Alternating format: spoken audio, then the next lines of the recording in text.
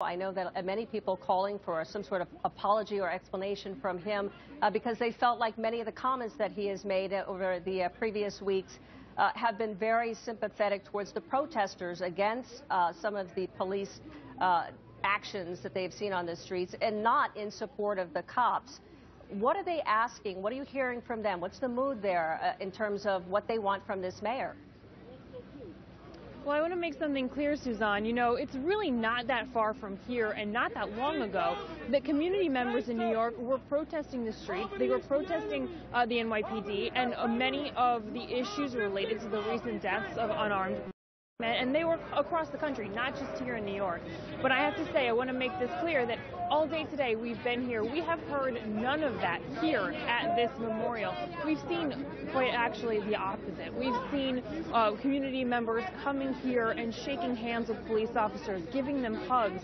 We've seen groups of officers, NYPD, showing up all day to pay their respects. They're lighting candles side by side with the community. They're interacting. They're showing support to each other. There's one instance that I saw today that was very representative of the whole day, the whole afternoon, and that was a woman who came with a note for the son of one of the slain police officers. And the note simply said, Jaden, your father did nothing wrong. Well, she was having trouble getting that note up onto the brick wall because it was hard to tape onto brick. And a police officer stepped out and grabbed some duct tape and actually helped her tape it to the wall. And it was really symbolic of the afternoon. Now, I do, just in full disclosure, I want to say that in the last couple of minutes, for the first time today, we've seen protesters come out here and start yelling at groups of police who are mourning their slain police officers. Yes, Sarah, I want to ask about that because we are hearing people in the background there. What are they shouting, and what is their main point there? The fact that they are gathering here where there's a memorial for these two police officers. Obviously, emotions are very high there on the street. What do those protesters want? What are they saying?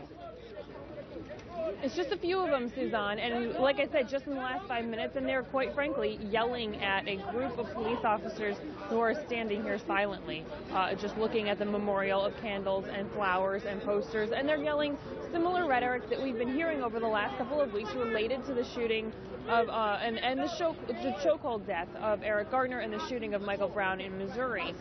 So it's very, sentiments that we've been hearing. But I have talked to people here in the last couple of hours, and they have said, look, those conversations should be had. This isn't the time or the place. They want those conversations to happen later when people have cooled down a little bit, away from the funerals. At least after the funerals of these police officers, a couple of women came up to me and said, look, if we start criticizing the mayor, and many people here in New York have, and some of them officials, they said if we start criticizing the mayor, it's only going to make things worse. It's only going to incite more violence. This doesn't bring our community together. And so for most of the day, the feeling here was that whatever was going on, the feud in City Hall, was not something that should be here in the community right now. All right.